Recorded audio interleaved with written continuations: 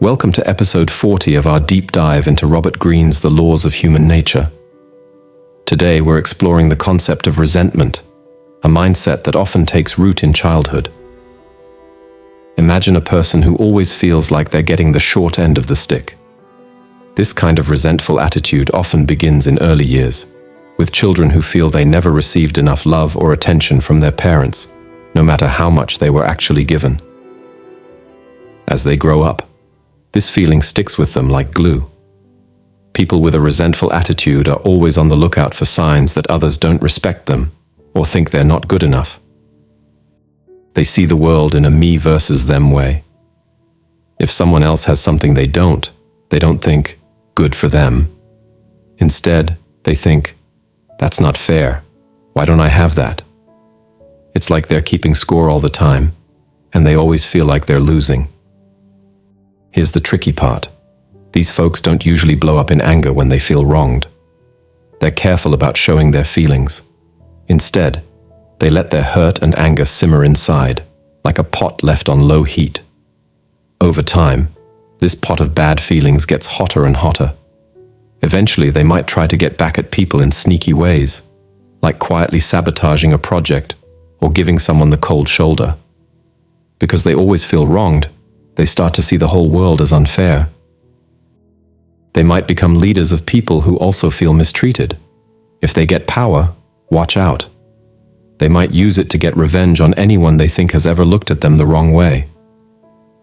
You can often spot these people by how they carry themselves. They might hold their head a bit too high, or have a slight smirk on their face, as if they're better than everyone else, even if they don't really feel that way deep down.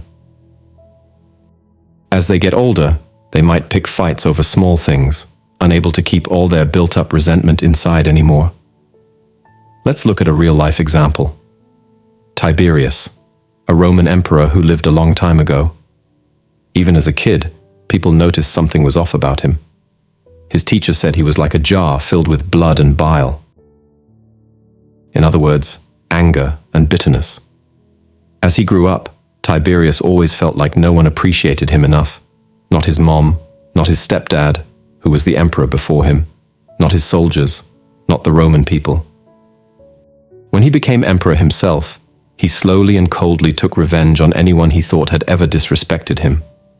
Tiberius became so unpopular and unhappy that he left Rome and spent the last 11 years of his reign hiding out on an island. He was known to say things like, "After I'm gone, I don't care if the world burns."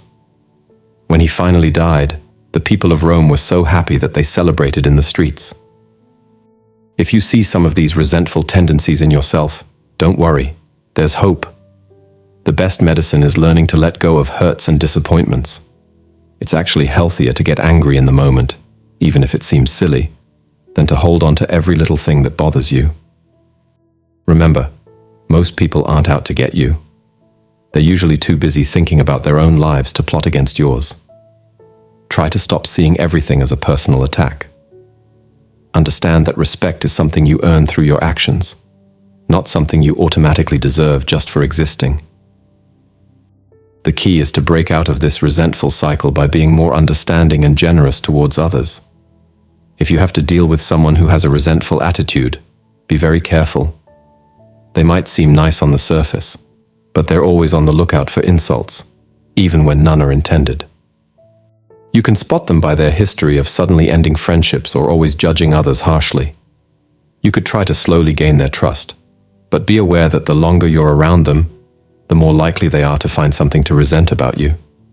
Their reaction when they feel wronged can be pretty nasty. If possible, it's often best to keep your distance from people with this attitude. Remember, a resentful attitude is like a prison you build for yourself. It might feel protective, but it actually cuts you off from positive experiences and relationships. By recognizing these patterns and working to change them, you can open yourself up to a much happier and more fulfilling life.